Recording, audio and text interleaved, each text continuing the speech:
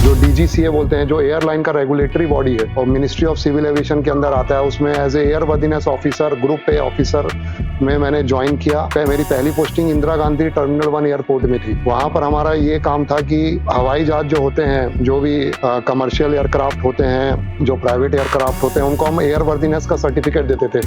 हम लोग वो अप्रूव करते थे कि वो उड़ने लायक है कि नहीं। मेरे को एक अच्छा कैडर मिला, इंडियन ऑर्डिनेंस फैक्ट्री सर्विसेज।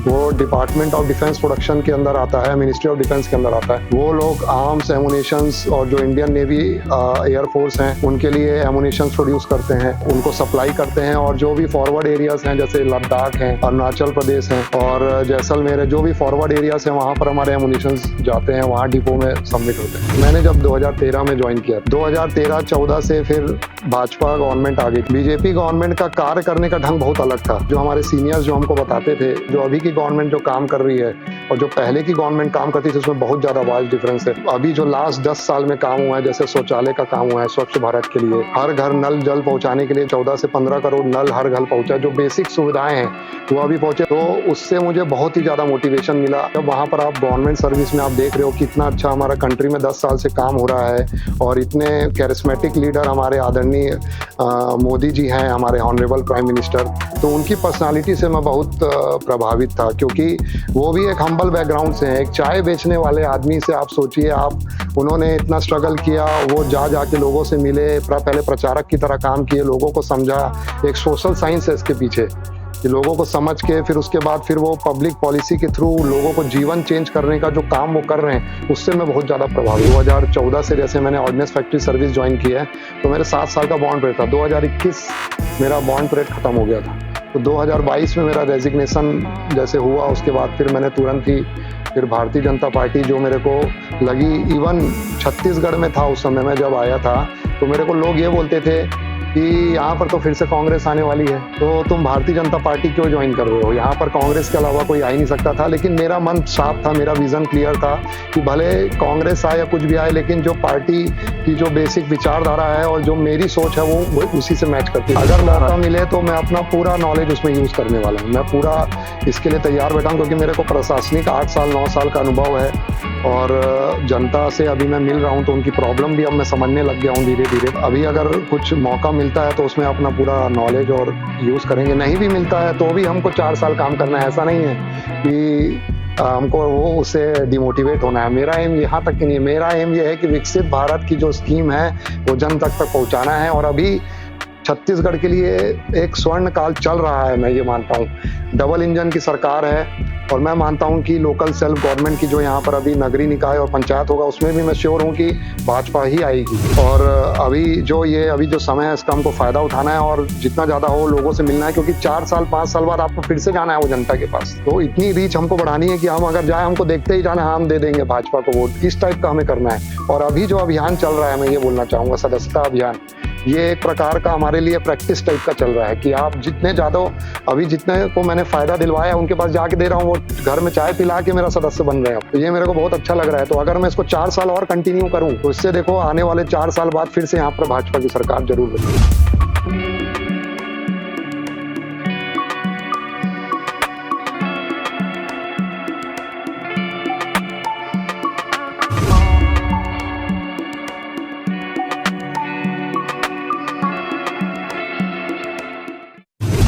नमस्कार, द ट्रायो दरस में आपका एक बार फिर से स्वागत है। आप, हम और हमारे नए मेहमान। हमारे आज के नए मेहमान हैं शैंकी बग्गा, जो इनका सोपान देखने लायक है, सीखने लायक है। पढ़ाई से लेकर ऑर्डिनेंस फैक्ट्री में 8 साल गौरवशाली नौकरी, उसके बाद राजनीति में। तो आइए उनसे जानते हैं उनके विभिन्न सोपानों के बारे में। शैंकी जी, सबसे पहले पारिवारिक पृष्ठभूमि और पढ़ाई के बारे में थोड़ा सा बताइए। सबसे पहले मैं आपको नमस्कार करना चाहूंगा और जितने भी व्यूवर्स हैं दराज पॉडकास्ट के, उनको सबको भी मेरा नमस्कार। और मेरा पारिवारिक बैकग्राउंड, जैसे मेरे पापा मम्मी दादा हम लोग शुरू से सब साथ में ही रहे हैं। दादा के साथ भी रहे हैं हम लोग शुरुआत से। हम लोग 3 भाई हैं और मैं उनमें सबसे बड़ा हूँ। और हम लोग का पूरा फैमिली बैकग्राउंड पूरा बिज़नेस रहा ही है। शुरू से हम लोग का पूरा फैमिली बैकग्राउंड बिज़नेस का ही रहा है। और बहुत ही अच्छी फैमिली है मेरी, बहुत ही मतलब ऐसा कुछ भगवान की दया से सब कुछ अच्छा है, कुछ भी चीज़ों की कमी नहीं है, जिसके कारण मेरे को बहुत कुछ करने को मिल रहा है। तो यही है बस मेरी फैमिली। पढ़ाई? पढ़ाई मेरी पढ़ाई यहीं राजनांदगाँव से चालू हुई। जैसा कि मैंने आपको बताया कि मेरी फैमिली का बैकग्राउंड बिज़नेस रहा है और इतना ज़्यादा पढ़ाई-वढ़ाई का नहीं रहता था। हमारे पापा भी जो हैं, ग्रेजुएशन भी उनका पूरा नहीं हुआ था। हमारी मम्मी का भी ग्रेजुएशन पूरा नहीं हुआ था। 12th के बाद वो कॉलेज ज़रूर गए, दिग्विजय कॉलेज यहीं लोकल कॉलेज से पढ़े। लेकिन जो मेरी मदर हैं उनको पढ़ाने का बहुत शौक था। मैं बचपन से ही मेरी मदर ने मेरे को बहुत अच्छे से पढ़ाया-लिखाया। शुरू से ही वो मेरे ऊपर बहुत मेहनत करती आई हैं और लगातार इवन क्लास नर्सरी से लेकर क्लास 12 तक, इवन कॉलेज, और जब मैंने एमटेक भी जो किया, पूरा मेरी पूरी पढ़ाई वाले जीवन में मेरी मदर का बहुत बड़ा योगदान रहा है। उन्होंने मुझे बहुत अच्छे से पढ़ाया, मोटिवेट किया। और यहाँ पर मैं क्लास 10 तक के पढ़ा हूँ रॉयल किड्स कॉन्वेंट में, यहाँ जो राजनांदगाँव में है और जो आईसीएसई से एफिलिएटेड है। बहुत ही अच्छा स्कूल है वो। शुरू से नर्सरी से लेकर मैं क्लास 10 तक के राजनांदगाँव में पढ़ा। और उस स्कूल में पढ़ के मैंने बहुत सारी चीज़ें सीखी हैं। वहाँ पर बहुत अच्छा को-करिकुलर एक्टिविटीज़ होता था, कल्चरल एक्टिविटीज़ होता था, इवन एकेडमिक भी बहुत ही अच्छा स्कूल था। वो आईसीएसई एफिलिएटेड सिर्फ़ राजनांदगाँव में वही स्कूल था। और आईसीएसई का मतलब ये है कि इसमें उतना वास्ट सिलेबस रहता था और इतनी सारी जानकारियाँ रहती थी कि जो आगे जाके जो यूपीएससी की तैयारी की उसमें वो मुझे बहुत काम आई। अ, कॉलेज का बताएँगे, कॉलेज? कॉलेज का फिर 10th के बाद, जैसे कि 10th मैं यहाँ पर पढ़ा, उसके बाद 11th-12th मैं भिलाई में पढ़ा 2 साल। फिर 12th के बाद फिर मैंने इंजीनियरिंग का एग्ज़ाम दिया तो फिर मेरा भोपाल में सिलेक्शन हुआ। वहाँ पर मैंने मैकेनिकल इंजीनियरिंग से मैंने बैचलर ऑफ इंजीनियरिंग किया। भोपाल एलएनसीटी कॉलेज है, Lakshmi Narayan college of technology, जो कि भोपाल का सबसे अच्छा कॉलेज है। और वहाँ पर मैंने हॉनर्स के साथ मतलब टॉप 2 स्टूडेंट में था, मैं सेकंड था पूरे अपने क्लास में। और हॉनर्स के साथ मैंने वहाँ अच्छे से मैकेनिकल इंजीनियरिंग की पढ़ाई की। उसके बाद वहाँ से इंजीनियरिंग करने के बाद फिर मैंने गेट की एग्ज़ाम दी। गेट की एग्ज़ाम मैंने दिल्ली जाके तैयारी की। वहाँ एक आईएएस मेड ईज़ी कोचिंग है, जो कि इंडिया की बेस्ट कोचिंग है, मैं समझता हूँ। और 2008 में मैंने इंजीनियरिंग अपनी कंप्लीट की थी। 2008 से 9 मैंने दिल्ली में रह के 1 साल पढ़ाई की। और वहाँ पढ़ाई मैंने इतनी अच्छी की कि मेरा पूरे इंडिया में, ऑल इंडिया मेरा 52 रैंक आया था। मैकेनिकल इंजीनियरिंग के उस समय लगभग 70,000 स्टूडेंट्स ने अटेम्प्ट किया था वो एग्ज़ाम। और मेरा पूरे इंडिया में, वो ऑब्जेक्टिव लेवल का एग्ज़ाम होता है, पूरे इंडिया में मेरा 52 रैंक था। और 52 रैंक आने के कारण ही मुझे इंडिया का जो सबसे बेस्ट कॉलेज है, आईआईटी बॉम्बे, उसमें मुझे मैकेनिकल डिज़ाइन इंजीनियरिंग का में दाखिला मिला। और वहाँ एमटेक मैंने किया, 2 साल मैंने वहाँ एमटेक किया। एमटेक करने के बाद मुझे वहाँ से प्लेसमेंट, एक कंपनी ने जॉब ऑफ़र दिया, मर्सिडीज़ बेंज, जो कि जर्मन ऑटो मेकर है, सबसे बेस्ट कंपनी है मर्सिडीज़, जो आपने सुना होगा। जी। उसमें मेरे को ऑफ़र मिला काम करने का। लेकिन मेरा मन था कि मैं बाहर नहीं जाना चाहता था, विदेश नहीं जाना चाहता था, क्योंकि मेरे को मालूम था कि उस कंपनी का प्रोफ़ाइल ही ऐसे था, डिज़ाइन इंजीनियरिंग वाला प्रोफ़ाइल था। वहाँ 1-2 साल में ही मेरे को जो पता चला था कि स्विच कर जाते हैं, और मेरे जो अभी जो कलीग्स हैं, वो ऑलरेडी स्विच कर गए हैं जर्मनी। तो मेरा ये शुरू से मेरा ये था कि मैं अपने देश में रह के ही काम करना चाहता हूँ। तो जब मैं आईएएस का मतलब गेट की तैयारी कर रहा था दिल्ली में 2008 से 9 के बीच में, तो वहाँ पर मुझे इंडियन इंजीनियरिंग सर्विसेज़ के बारे में भी पता चला था कि वहाँ दिल्ली में यूपीएससी की तैयारी होती है। तो फिर मैंने उसकी तैयारी की 1 साल फिर से यूपीएससी की। और एग्ज़ाम की तैयारी करते-करते मेरा 2 एग्ज़ाम और 2 जॉब ऑफ़र मुझे और मिला। एक ओएनजीसी कंपनी है, oil and natural gas corporation, जो कि पब्लिक सेक्टर यूनिट है, गवर्नमेंट ऑफ इंडिया की महारत्ना कंपनी है। जो ऑयल एंड गैस एक्सप्लोरेशन का काम करती है, उसमें मेरे को जॉब ऑफर मिला अहमदाबाद में। लेकिन मेरा एम था कि यूपीएससी ही मुझे क्लियर करना है, तो मैं उसको ज्वाइन नहीं किया। फिर तैयारी करते-करते 2012 में ही मुझे भारत हेवी इलेक्ट्रिकल लिमिटेड का भी मैंने एग्ज़ाम दिया था, इंटरव्यू दिया था। उससे भी मुझे जॉब ऑफर मिला। उसमें भी मुझे रिसर्च एंड डेवलपमेंट विंग जो हैदराबाद में है, भारत हेवी इलेक्ट्रिकल जो बड़े-बड़े ट्रांसफार्मर और इलेक्ट्रिकल इक्विपमेंट्स बनाती है, उससे मुझे जॉब ऑफर मिला। लेकिन वही मेरा यूपीएससी का ही मेरा एम था, तो मैं अपनी पढ़ाई कंटिन्यू करता रहा। फिर मेरा 2012 में यूपीएससी भी निकला। एक एयर वर्दीनेस का एग्ज़ाम हुआ था यूपीएससी के थ्रू, मैंने उसको क्लियर किया। और यूपीएससी का एग्ज़ाम देने के बाद मुझे 2013 में मेरी जॉइनिंग आई। 2013 में फिर मैंने यूपीएससी वो director general of civil aviation जो डीजीसीए बोलते हैं, जो एयरलाइन का रेगुलेटरी बॉडी है और मिनिस्ट्री ऑफ सिविल एविएशन के अंदर आता है, उसमें as a air worthiness officer, group A officer में मैंने ज्वाइन किया। मेरी पहली posting Indira Gandhi terminal 1 airport में थी।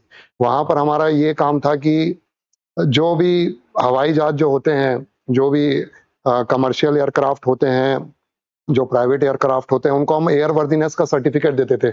हम लोग वो अप्रूव करते थे कि वो उड़ने लायक है कि नहीं। तो वो हम लोग रेगुलेटर की तरह काम करते थे, उनका ऑडिट करते थे, उनके सेफ्टी सिस्टम देखते थे, उनके क्वालिटी सिस्टम्स देखते थे, उनके मैनेजमेंट सिस्टम देखते थे, कैसे वो मैनेज करते हैं। फिर मैंने 2013 में यही मतलब जॉब जब मेरी जॉइनिंग आई थी 2000 नवंबर में मेरी जॉइनिंग आई थी ये डीजीसीए की। उसके पहले मैंने 2013 में ही आईएएस का भी एग्ज़ाम दिया था। तो 2013 में एग्ज़ाम देते-देते फिर मेरा 2014 में मुझे आईएएस मेरा क्लियर हो गया, मई में मेरा क्लियर हुआ था। 2013 में मैंने जॉब जॉइन कर ली थी, 2014 में मेरा एक और रिज़ल्ट आ गया आईएएस का। तो उसमें मेरे को एक अच्छा कैडर मिला इंडियन ऑर्डिनेंस फैक्ट्री सर्विसेज। वो डिपार्टमेंट ऑफ डिफेंस प्रोडक्शन के अंदर आता है, मिनिस्ट्री ऑफ डिफेंस के अंदर आता है। वो लोग आर्म्स, एमुनिशंस और जो इंडियन नेवी एयर फोर्स हैं, उनके लिए एमुनिशंस प्रोड्यूस करते हैं और उनको सप्लाई करते हैं। और जो भी फॉरवर्ड एरियाज़ हैं, जैसे लद्दाख हैं, अरुणाचल प्रदेश हैं और जैसलमेर है, जो भी फॉरवर्ड एरियाज़ हैं, वहाँ पर हमारे एमुनिशंस जाते हैं, वहाँ डिपो में सबमिट होते हैं। तो उसमें मैंने इंडियन ऑर्डिनेंस फैक्ट्री में आपने 8 वर्ष 8 साल, 1 साल मैंने डीजीसीए में काम किया और 8 साल मैंने ऑर्डिनेंस फैक्ट्री में काम 8 साल आपने Indian ordnance factory ordnance factory में सर्विस। काम किया। हाँ। क्या करते रहे, उस किस पोस्ट पे थे? उसमें हम लोग को मेनली हमारा एमुनिशन प्रोडक्शन का काम था। मेरी 1 साल पहले 1.5 साल हमारी ट्रेनिंग हुई। जो ट्रेनिंग हमारी सेंटर थी national academy of defence production, वो नागपुर में थी। तो हम लोग को 1 डेढ़ साल हमको पूरा ट्रेनिंग दिया कि हमारे जो ऑर्डिनेंस फैक्ट्रीज हैं, पूरे इंडिया में 41 ऑर्डिनेंस फैक्ट्रीज हैं। पूरे इंडिया में ऑर्डिनेंस फैक्ट्रीज का मतलब ये है कि हम लोग जूता से लेकर टैंक और पूरे एमुनेशन, जो बम, गोला, बारूद जो भी होता है, हम लोग सब इंडियन नेवी, एयर फोर्स और आर्मी के लिए बनाते हैं। हमारे मेन कस्टमर इंडियन आर्मी होते हैं, तो उनके लिए हम लोग बनाते हैं और उनको सप्लाई करते हैं क्वालिटी एमुनेशन बना के, जो कि हमारे बॉर्डर को सिक्योर करने में काम आते हैं। तो वहाँ मैंने 1 डेढ़ साल हमारी पहले ट्रेनिंग हुई, हमको सिखाया गया कि क्या-क्या हमारे क्वालिटी सिस्टम है, कौन-कौन सी हमारी फैक्ट्री, हमारे प्रोडक्ट रेंज क्या-क्या हैं, हमारे कस्टमर क्या-क्या हैं। तो हमको कस्टमर से मिलने के लिए जो हमारी जो मतलब आर्मी होती थी, उनके साथ हमारा ओरिएंटेशन प्रोग्राम होता था, उनका फीडबैक लिए देते हम लोग। और इवन उनके जो फॉरवर्ड एरियाज़ में हमारी वहाँ पोस्टिंग भी होती थी कि उनके साथ रह के उनकी रिक्वायरमेंट को बेहतर तरीके से समझ सकें। थैंक जी, 8 साल हाँ, शानदार इंडियन ऑर्डिनेंस फैक्ट्री की जॉब है, जी। गौरवशाली जॉब है। एक यहाँ आपका अगर रैंक बताया जाए तो कलेक्टर के पैरेलल मतलब जी, जी। लेवल का ग्रुप ए वो सेंट्रल जॉब है। 8 साल बाद अचानक त्याग पत्र देने की इच्छा कैसे हुई? नहीं, इसके पीछे बहुत बड़ी कहानी है। इसके पीछे ये है कि शुरू से ही जैसा मेरा मतलब स्कूलिंग हुई है, स्कूलिंग में मैं स्पोर्ट्स में बहुत अच्छा था। एक सबसे बड़ा चीज़ जो लीडरशिप जो स्किल्स मेरे अंदर आई है, जो मेरे को इच्छा जगी है लीडरशिप करने के लिए, वो स्कूल से आई है। मेन जो स्पोर्ट्स में खेलता था स्कूल में, हमारा जो जैसे मैंने बताया कि हमारा को करिकुलर एक्टिविटीज़ और जो हमारे स्पोर्ट एक्टिविटीज़ होते थे, उसमें मेरे को बहुत अच्छा मेरे को ओरिएंटेशन मिला था मेरे स्कूल से। मैं बहुत सारे गेम्स में पार्टिसिपेट करता था, वहाँ मैं कैप्टन भी रहा था और वहाँ से मेरे को leadership skill I, strategic planning I, team building capacity मेरे अंदर जनरेट हुई। तो ये शुरू से ही मेरे अंदर था। और इवन जब स्पोर्ट्स में खेलता था, बहुत सारे मैंने अवार्ड्स जीते थे। इवन जब मैं स्कूल में था क्लास 10th में, तो मेरे को जो क्लास 6 से लेकर 10 तक के जितने मेरे स्पोर्ट्स एक्टिविटीज थे, उसके कारण मेरे को बेस्ट ऑलराउंडर ऑफ स्टूडेंट का अवार्ड भी मिला है मुझे क्लास 10th में स्कूल में अपने। उसके बाद मैं क्रिकेट अच्छा खेलता ही था, टेबल टेनिस भी मैं अच्छा खेलता था। मेरी मम्मी मेरे ने ही मुझे टेबल टेनिस सिखाया था, तो टेबल टेनिस भी मैं बहुत अच्छा खेलता था। इवन कॉलेज में भी मैं क्रिकेट खेलता था कॉलेज टीम से, उसमें हाईएस्ट रन स्कोरर था all through out 4 years engineering के तो समय। ठीक है, आपने जॉब छोड़ने की सोची? जॉब इसलिए छोड़ी कि जॉब जैसे-जैसे मैं जॉब करता गया, मैंने जब जॉइन किया था 2013 में जॉइन किया था। 2013-14 से फिर भाजपा गवर्नमेंट आ गई थी, बीजेपी गवर्नमेंट आ गई थी। बीजेपी गवर्नमेंट का कार्य करने का ढंग बहुत अलग था। 2013 से 14 का कार्य अलग था, और जो हमारे सीनियर्स जो हमको बताते थे, जो हम मेरे सीनियर्स रहते थे, वो बताते थे कि जो अभी की गवर्नमेंट, जो अभी जब मैंने काम कर लिया 5-6 साल, जो अभी की गवर्नमेंट जो काम कर रही है और जो पहले की गवर्नमेंट काम करती थी, उसमें बहुत ज़्यादा वास्ट डिफरेंस है। इवन आप जो देखेंगे कि अभी जो लास्ट 10 साल में काम हुआ है, जैसे शौचालय का काम हुआ है स्वच्छ भारत के लिए, हर घर नल जल पहुँचाने के लिए जो 14 से 15 करोड़ नल हर घर पहुँचा है, जो बेसिक सुविधाएँ हैं, वो अभी पहुँचे, उसको हम लोग रेगुलर फॉलो करते थे। एज़ ए गवर्नमेंट एम्प्लॉयी हम लोग का ये था कि हम लोग गवर्नमेंट के जो भी एक्शंस वो ले रहे हैं, हम लोग फॉलो करते थे प्रॉपर। तो उससे मुझे बहुत ही ज़्यादा मोटिवेशन मिला कि जिस हिसाब से अभी गवर्नमेंट काम कर रही है, मूलभूत सुविधाएँ पहुँचा रही है, इंफ्रास्ट्रक्चर में काम कर रही है। पहले रोड की स्पीड आप खुद जानते हैं कि 12 किलोमीटर प्रतिदिन होती थी, अब 29 किलोमीटर। रोड्स का जो भी, और एयरपोर्ट्स का, मेडिकल इंस्टीट्यूशन मतलब का। राजनीति में जाने का ये मेन यही है कि इतना जब अच्छा आप राजनीति में, जब वहाँ पर आप गवर्नमेंट सर्विस में आप देख रहे हो कि इतना अच्छा हमारा कंट्री में 10 साल से काम हो रहा है, और इतने कैरिस्मेटिक लीडर हमारे आदरणीय मोदी जी हैं, हमारे ऑनरेबल प्राइम मिनिस्टर, तो उनकी पर्सनालिटी से मैं बहुत प्रभावित था, क्योंकि वो भी एक हम्बल बैकग्राउंड से हैं। एक चाय बेचने वाले आदमी से आप सोचिए, आप उन्होंने इतना स्ट्रगल किया, वो जा-जा के लोगों से मिले, पहले प्रचारक की तरह काम किए, लोगों को समझा। एक सोशल साइंस है इसके पीछे, कि लोगों को समझ के फिर उसके बाद फिर वो पब्लिक पॉलिसी के थ्रू लोगों को जीवन चेंज करने का जो काम वो कर रहे हैं, उससे मैं बहुत ज़्यादा ये प्रभावित। तो ठीक है शैंकी जी कि आपको प्रधानमंत्री के क्रियाकलाप कार्य प्रणाली से आप प्रभावित होके आए, हाँ। पर आप मुझे थोड़ा सा हट के आपने अब निश्चय कर लिया कि आपको नौकरी छोड़नी है, जॉब छोड़नी है, राजनीति में जानी है। जी। तो ये जो क्षण है, परिवार भी तो है, तो परिवार को आपने बताया, उस पल को बताएंगे कि किस तरीके से रिएक्ट किया परिवार वालों ने? परिवार वालों से मैं बात करता रहता था। जब नौकरी कर रहा था, 2020-21 की बात है, जब कोरोना का समय चल रहा था, तो उस समय मैं रेगुलर अपने घर वालों से डिस्कस करता था कि मैं चाहता हूँ कि घर में आके कुछ करूँ लोगों के लिए। रेगुलर मेरा डिस्कशन चालू था मेरी मदर से, मेरे फादर से, और मेरे मदर और फादर मेरे को साफ-साफ बोले दिए थे कि तुमको जो करना है तुम करो, कोई इसमें कोई दिक्कत नहीं। हमारे पास भगवान की दया से इकोनॉमिकली बहुत ही साउंड बैकग्राउंड से आते हैं, तो हमको ऐसा कुछ नहीं है कि तुम नौकरी छोड़ के आओगे तो हमें कोई दिक्कत है। तो अगर तुम्हें लगता है कि तुम यहाँ आके बेटर कर सकते हो, कुछ अच्छा कर सकते हो, तो तुम कर सकते हो। और इवन मेरी जो वाइफ है, मेरी वाइफ को भी मैं ही बोलता था कि उनको भी पता था कि मेरे मन में ये सब आ रहा है कि मेरे को कुछ और, मतलब नौकरी छोड़ के मैं चाहता हूँ कि पब्लिक सर्विस में जाऊँ। क्योंकि उस समय जो माहौल चल रहा था देश का, बहुत ही ज़्यादा मोटिवेटेड था, तो मैं बात कंटिन्यूअसली करता रहता था। तो इसका पहले से वो मेंटली प्रिपेयर थे कि ये एक ना एक दिन छोड़ेगा ही। और मेरा 7 साल का बॉन्ड पीरियड था। 2014 से जैसे मैंने ऑर्डिनेंस फैक्ट्री सर्विस जॉइन की है, तो मेरे 7 साल का बॉन्ड पीरियड था। 2021 मेरा बॉन्ड पीरियड खत्म हो गया था।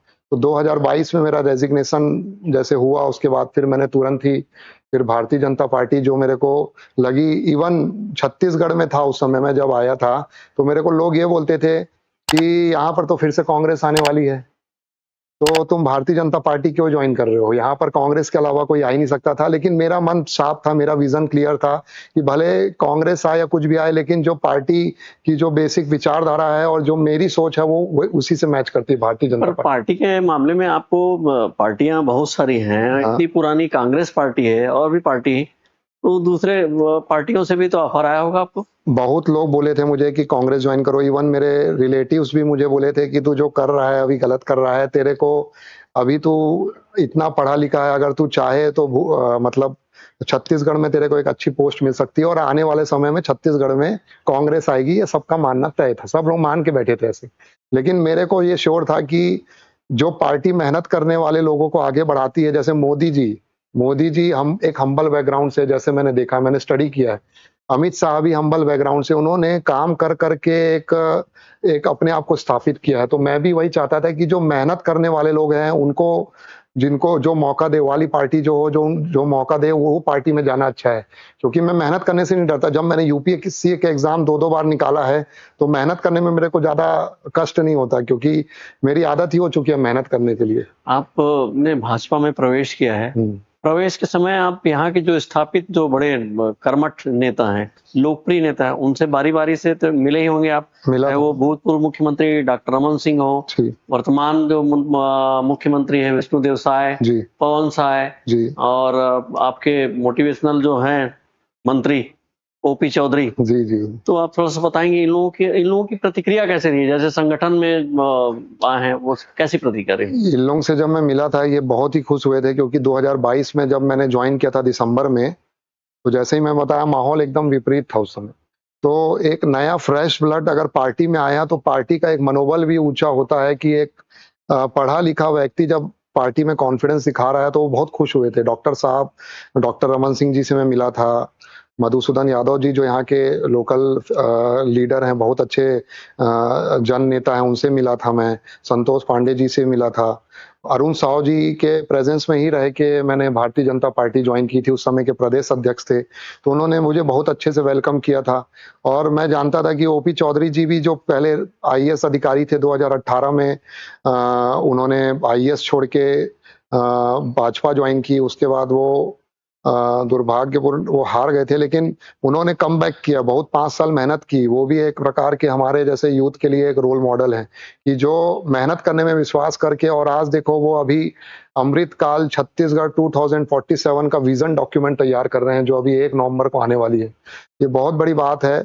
तो ऐसे लोगों से ही इंस्पायर होके आप पार्टी में अगर आए हो, तो आपका भी हमारा भी मनोबल रहता है कि अच्छा काम करेंगे करके, और कर भी रहे हैं अभी। शैंकी जी, भाजपा एक से एक नेताओं की पार्टी है, स्थापित नेताओं की पार्टी है। आपके राजनांदगांव में भी स्थापित नेताओं की पार्टी है, जी। और आप सक्रियता के मामले अलग है। हमने सोशल मीडिया में देखा है, आप घर-घर जा रहे हैं। आपकी ये सक्रियता से जो स्थापित नेता हैं उनको नहीं, नहीं, बिल्कुल नहीं। ये भाजपा का विचारधारा अलग है। भाजपा कार्यकर्ताओं की पार्टी है। भाजपा कार्यकर्ता, एक-एक कार्यकर्ता भाजपा के लिए इम्पोर्टेंट है। इसमें आपसी में कोई मतलब कॉम्पिटिशन ऐसा कुछ नहीं है, और बहुत ही हेल्दी एनवायरनमेंट रहता है। जितना मैंने अभी तक काम किया है, मैं जब जॉइन कर रहा था, उस समय भी मेरा एक छोटा-सा मतलब इंटरव्यू हुआ था, तो मैंने वही बोला था कि मेरा बेसिक एम यही है कि विकसित भारत की जो भी प्रमुख योजनाएँ, फ्लैगशिप योजनाएँ हैं, उसको जन-जन तक पहुँचाऊँगा। मेरा काम यही है, मैं यही सोच के आया। पर सिंकी जी, आप हमने सोशल मीडिया में देखा है, आप तो घर-घर जा रहे हैं। हाँ। मेरे ख्याल से लगातार आप संपर्क कर रहे हैं। ऐसे तो भाजपा में किसी नेता को हमने देखा नहीं। तो इसमें किसी भाजपा के नेता को नहीं, नहीं, ऐसा कुछ नहीं है। जो भी अभी जैसे-जैसे मैं घर जाता हूँ, तो अपने प्रमुख नेताओं से मिलता भी रहता हूँ। अभी जैसे अभियान चला है, सदस्यता अभियान चल रहा है, वहाँ भी हम अपने-अपने नेताओं से मिलते हैं। तो उनसे हमें गाइडेंस मिलता है कि आप और कैसे इसको बेटर कर सकते हो अपने प्रेज़ेंटेशन को। आप जो जा रहे हो, आप उनसे ये भी पूछो कि उनको ये मतलब लाभ मिल रहा है कि नहीं, ये दिक्कत तो नहीं हो रही है। तो वो हमें बल्कि बेहतर अपने जो हमारे फीडबैक जो हम लेते हैं, वो और बेहतर करने हम उनको बताते हैं, उनको कोई दिक्कत नहीं होती, बल्कि हमें और वो गाइड करते हैं। पर हमने 25 साल की पत्रकारिता में देखा है, खासकर राजनांदगांव में, ऐसे बिरले बहुत कम नेता हैं जो सक्रिय रहकर घर-घर जा रहे हों। तो ये घर-घर क्यों जाते हैं भई? नहीं, घर-घर जाने का मेरा मेरा स्टाइल ही वही है। मैं शुरू से जब से भाजपा जॉइन किया हूँ, मैं यही सोच के आया था कि मैं घर-घर जाऊँगा, लोगों से मिलूँगा। जब तक आप लोगों से नहीं मिलोगे, उनको नहीं समझोगे, जैसे मोदी जी भी 30 साल, 20 साल, 25 साल, 30 साल पहले पूरा ट्रैवल करके लोगों को समझे हैं। वो एक सोशल साइंस है, जैसे मैं बताया। जब तक आप लोगों की मतलब समस्याओं को नहीं समझोगे, तो आप पब्लिक पॉलिसी में आप कैसे काम करोगे? कि जैसे अभी विकसित भारत की मतलब बहुत सारी योजनाएँ चल रही हैं। आप घर-घर जो जाते हैं, हाँ, हाँ। वो योजना बताते हों। योजना बताते हैं। वो योजना बताते हैं तो प्रतिक्रिया कैसे रहती है? प्रतिक्रिया, बहुत सारी योजना उनको पता नहीं होती है। अभी भी मैं जाता हूँ घर-घर, बहुत सारी योजना, जैसे मैं एक सबसे ईज़ी योजना बता रहा हूँ आपको, प्रधानमंत्री सुरक्षा बीमा योजना। हुँ। ये एक इंश्योरेंस स्कीम है, एक्सीडेंट इंश्योरेंस स्कीम है, और बहुत ही मतलब नॉमिनल प्राइस है। जैसे ₹20 में मात्र आपको 2 लाख का इंश्योरेंस मिलता है, और ये किसी भी कैटेगरी के लिए अवेलेबल है, लेकिन लोग नहीं कराए हैं। मैं उनको बताता हूँ कि आप 20 रुपए मात्र अपने अकाउंट से कटवाइए, 1 साल का इंश्योरेंस आपको 2 लाख रुपए का मिलेगा। लेकिन अभी तक इसका सैचुरेशन नहीं है, मैं घूमा हूँ घर-घर। फिर उनको बताता हूँ कि आप बैंक में जाके एक सिंपल फॉर्म भर दीजिए, वो ऑटो डेबिट होगा और हर साल वो ऑटो डेबिट होता रहेगा अनलेस अनलेस आप उसको मना ना करो। तो वैसा उन लोगों को अवेयरनेस दे रहा हूँ। प्रधानमंत्री जीवन ज्योति बीमा योजना है, वो लाइफ इंश्योरेंस है। और अभी जैसे विश्वकर्मा योजना है, बहुत सारे जैसे भवन निर्माण में जो श्रमिक लगे रहते हैं, मैं देखता हूँ कि उन लोगों ने विश्वकर्मा योजना का अभी तक फ़ायदा नहीं उठाया है। तो उनको मैं समझाता हूँ कि आप इसको ऑनलाइन इसको अप्लाई कीजिए। आपको इसमें 15,000 का आपको टूल किट मिलेगा, आपका वेरिफ़िकेशन के बाद। आपको क्या बोलते हैं 1 हफ्ते का ट्रेनिंग दिया जाएगा। 1 हफ्ते के ट्रेनिंग के बाद आपको 1 लाख का लोन दिया जाएगा। आपको डिजिटल पेमेंट में इंसेंटिव मिलेगा। और आपका एक विश्वकर्मा आईडी रहेगा जिससे आपका डाटाबेस भी रहेगा सेंट्रल गवर्नमेंट के पास कि आप हैं यहाँ पर। आपका कभी फ्यूचर में आपके जो प्रोडक्ट्स बन रहे हैं, वो जो बड़े-बड़े वो लोग कॉन्फ्रेंस करवाते हैं। जो बड़े-बड़े जैसे अभी G20 का कॉन्फ्रेंस हुआ था, तो भारत मंडपम में, यशोभूमि में बड़े-बड़े कॉन्फ्रेंस सेंटर बने हैं, वहाँ पर उनके डिस्प्ले किए जाते हैं। आपकी जो जिस तरीके से आपने योजनाओं पर काम किया है हाँ, और उनको समझा है और उनको समझाने का तरीका जाना है। आपको तो अभी 2 ही साल हुए हैं बीजेपी में आए हुए, हाँ, पार्टी में आए हुए। ये 2020 तो युवाओं के लिए काफ़ी प्रेरणादायक है प्रेरणा कि है, इस वही तरीके मैं से बोल रहा किया जाए। हूँ, वही तो आपको पूरी योजनाएँ याद होगी? याद है, ज़रा लगभग याद है बताइए पूरी, पूरी याद है लगभग। शॉर्ट में। सबसे पहले तो मैं बोलूँगा अभी जो सबसे अच्छी योजना चल रही है प्रधानमंत्री सूर्य घर मुफ्त बिजली योजना है। सबसे अच्छी योजना जो अभी चल रही है। अभी तक मेरी जितनी जानकारी है 2.5 लाख घर इससे लाभान्वित हो चुके हैं। ये ऐसी योजना है कि 300 यूनिट जो पिछली सरकार वादा करती थी कि हम इतना फ्री देंगे, लेकिन मोदी जी ने इतना अच्छा आइडिया लाया है कि आपका 3 किलोवाट का एक सोलार पैनल आपके घर में इंस्टॉल कर दिया जाएगा और आपको 3 किलोवाट के ऊपर 78,000 रुपए की सब्सिडी दी जाएगी। उस 3 किलोवाट सोलार पैनल की एक्चुअल कॉस्ट है 1.5 लाख रुपए करीब-करीब है और उसमें से 78,000 रुपए आपको मोदी जी दे देंगे।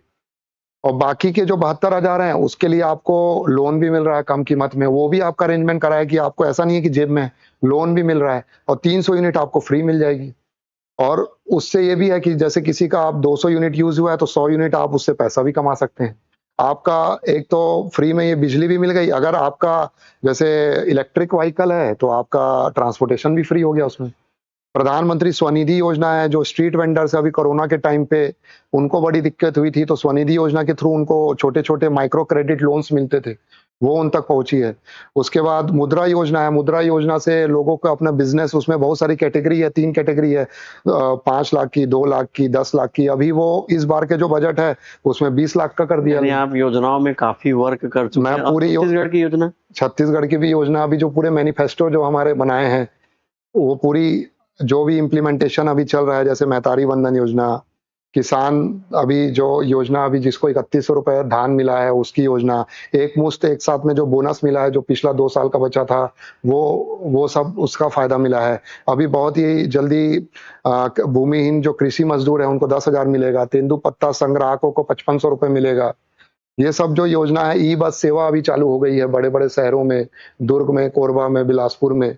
तो ऐसी बहुत सारी योजना है, नियत नेल्लानार योजना जिसमें हमारे जो ट्राइबल एरियाज़ हैं, वहाँ पर डेवलपमेंट का काम कर रहे हैं। नक्सलाइट एक्टिविटीज़ को कम करने के लिए अगर हम उनको डेवलपमेंट से जोड़ देंगे, प्रधानमंत्री आवास देंगे, उनको जल देंगे, उनको बिजली देंगे, टॉयलेट देंगे, तो उनका भी विकास होगा। आप राजनांदगांव में भाजपा के ऐसे कार्यकर्ता हैं जो घर-घर जाके लोगों को योजनाओं का फ़ायदा दिला रहे हैं। लैपटॉप लेके जाते हैं, ऑनलाइन कर देते हैं। तो लैपटॉप इसमें ऐसा कोई पल बताएँगे जो भावुक करने वाले तो कई पल आए होंगे?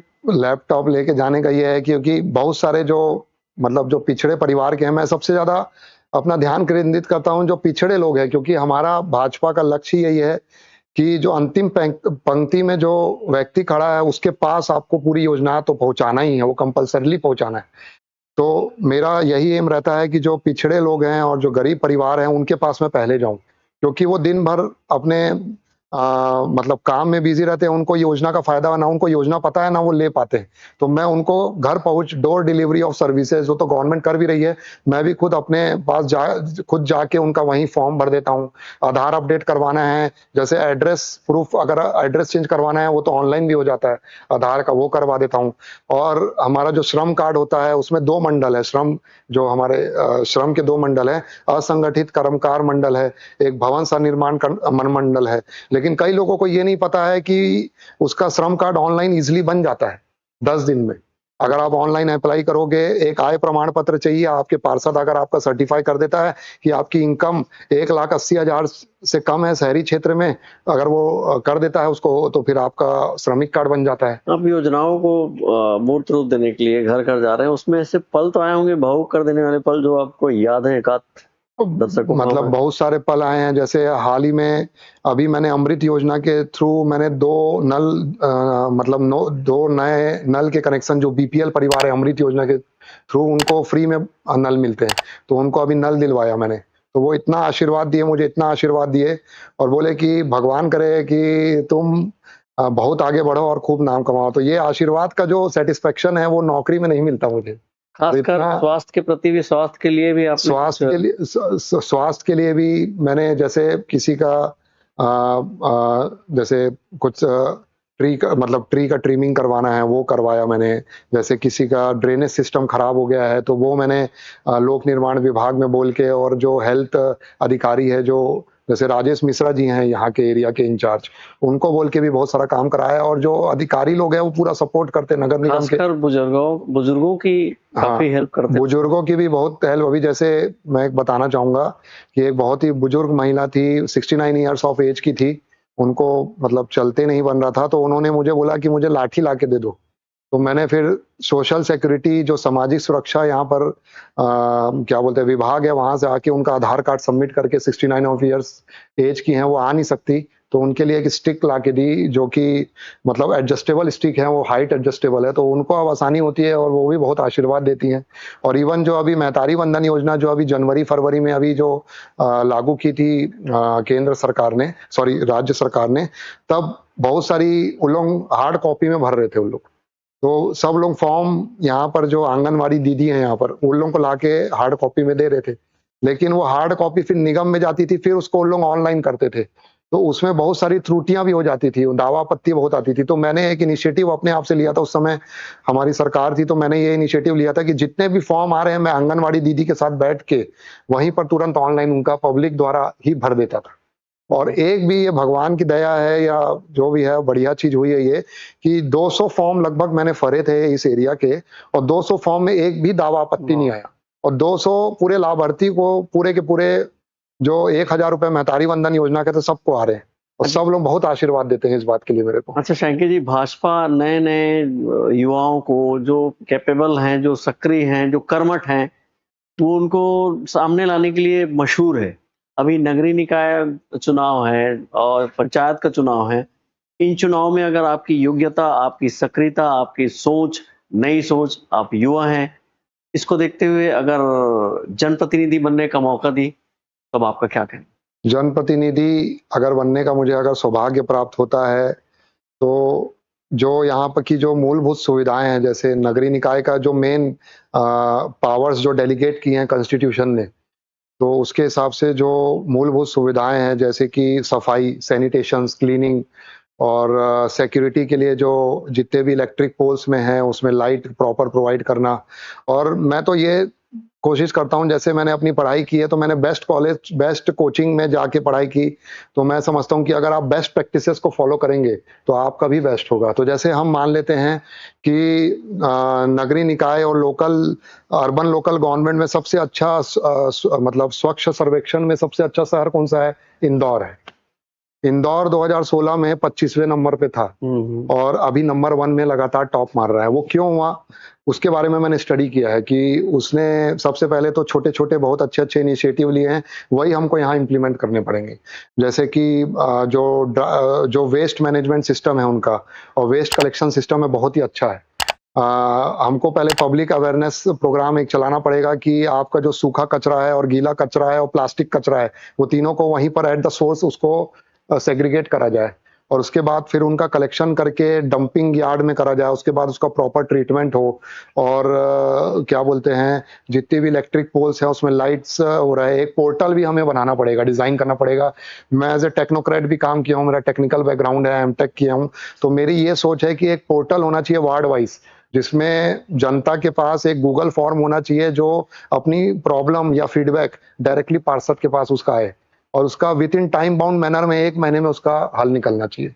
ये तो होगी सफाई। सब और राजनांदगांव नगर निगम क्षेत्र में अमृत मिशन का इतना करोड़ों रुपया खर्चा करने के बाद भी पेयजल व्यवस्था मेन वही है, हमको इम्प्लीमेंटेशन में ध्यान देना पड़ेगा। मैं वही बोल रहा हूँ, मैं अभी भी जाता हूँ, जैसे कि मैंने आपको बताया अमृत योजना बीपीएल परिवारों के लिए है। हमको अपने जो वार्ड हैं वो घर घर जाके पहले अपने बीपीएल परिवारों को आइडेंटिफाई करके उन तक योजना पहुंचानी पड़ेगी।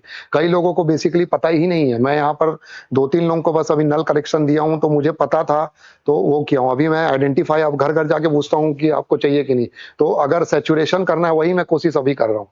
स्कीम का सैचुरेशन करना है तो आपको घर घर जाके और अपने वार्ड में, अगर जनप्रतिनिधि बनते हैं तो अपने वार्ड में एटलीस्ट, जैसे एक वार्ड में यहाँ पर ऑन एन एवरेज 3000 लोग हैं, तो 3000 में कितने बीपीएल परिवार है उनके पास ऑलरेडी सूची रहती है, तो उसको सैचुरेट करने की हमको कोशिश करनी चाहिए। शंकी जी, अभी छत्तीसगढ़ में नगरीय निकाय जो विभाग है उसकी सबसे बड़ी चिंता है प्रदेश के नगरीय निकाय जो हैं उनमें जो आर्थिक स्थिति इतनी डल है कि पेमेंट भी नहीं दे पा रहे हैं और वो राज्य सरकार पे डिपेंडेंट है। उसके लिए कोई योजना लगता है, आप एक टेक्नोक्रेट होने के? उसके लिए आपका ये है कि आपका जो प्रॉपर्टी टैक्स जो आपका कलेक्शन है, जो आपके इनकम सोर्सेस हैं, आपको उसको कंसोलिडेट करना पड़ेगा। आपको आइडेंटिफाई करना पड़ेगा कि कहाँ कम हो रहा है और ऐसा करना पड़ेगा किसी को, नॉर्मल पब्लिक को उसकी कोई इससे दिक्कत नहीं होना चाहिए। सबसे मेन बात है कि पब्लिक हार्मनी डिस्टर्ब नहीं होना चाहिए।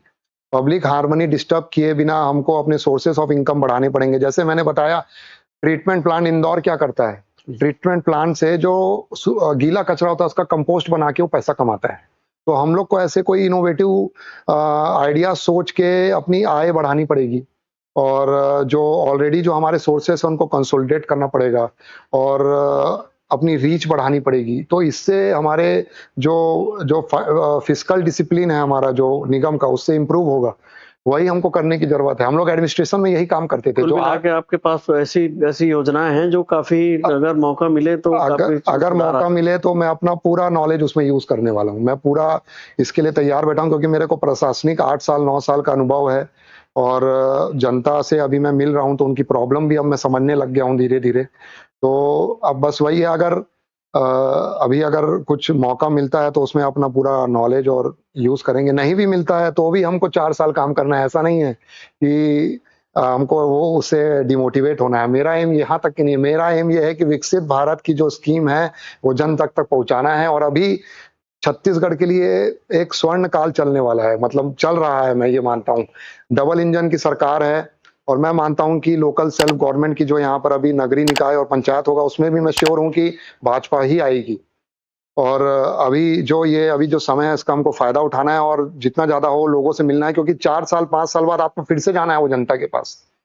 तो इतनी रीच हमको बढ़ानी है कि हम अगर जाए हमको देखते ही जाना, हम दे देंगे भाजपा को वोट, इस टाइप का हमें करना है। और अभी जो अभियान चल रहा है, मैं ये बोलना चाहूंगा, सदस्यता अभियान, ये एक प्रकार का हमारे लिए प्रैक्टिस टाइप का चल रहा है कि आप जितने ज्यादा, अभी जितने को मैंने फायदा दिलवाया उनके पास जाके दे रहा हूँ, वो घर में चाय बना के, चाय पिला के मेरा सदस्य बन रहे हैं अब। तो ये मेरे को बहुत अच्छा लग रहा है। तो अगर मैं इसको 4 साल और कंटिन्यू करूं तो इससे देखो आने वाले 4 साल बाद फिर से यहाँ पर भाजपा की सरकार जरूर बनेगी। शंकी जी, हमारे युवा दर्शकों के लिए कोई संदेश? युवाओं के लिए और सबके लिए यही संदेश है कि हम जो भी काम कर रहे हैं, चाहे वो बिजनेस कर रहे हो, चाहे खेल के लिए हम लोग खेल रहे हो, चाहे पढ़ाई कर रहे हो, लेकिन हमको यही सोच के चलना है कि नेशन फर्स्ट, भारत सबसे पहले। हमको हमेशा the back of the mind अपना स्वार्थपन छोड़ के हमको देश के बारे में पहले सोचना है। देश ही सबसे पहले है, उसके बाद सब कुछ है। और जो देश में अभी जिस हिसाब से माहौल चल रहा है, अपोजिशन, मैं देख रहा हूँ कि देश को बांटने के लिए काम कर रहा है। अभी जो उनका मैनिफेस्टो भी था लास्ट, वो देश को बांटने वाला टाइप का मैनिफेस्टो था। और अभी जो जिस हिसाब से वो लोग काम कर रहे हैं, इवन फॉरेन कंट्रीज में जाके भी जो जैसा वो उनके नेता जो भाषण दे रहे हैं, बहुत ही मतलब निंदनीय मैं बोलना चाहूंगा। लेकिन हमको जो हम युवा पीढ़ी है, आने वाले 25 साल विकसित भारत के लिए हमको काम करना है और देश के लिए काम करना है। तो कुछ भी आप करिए, मैं ये नहीं बोल रहा हूँ कि भाजपा से ही आपको करना है, आप जो भी काम कर रहे हैं, लेकिन at the back of the mind आपको देश के लिए पहले सोचना है। बस मेरा यही उनको संदेश है बस। आपने देखा शैंकी बग्गा जो बता रहे थे कि युवा भी भारत की सेवा के लिए तत्पर हैं और उसके लिए 8 साल की गौरवशाली नौकरी भी छोड़ सकते हैं। अब और किसी कार्यक्रम में दरस के साथ किसी नए शख्सियत के साथ। नमस्कार।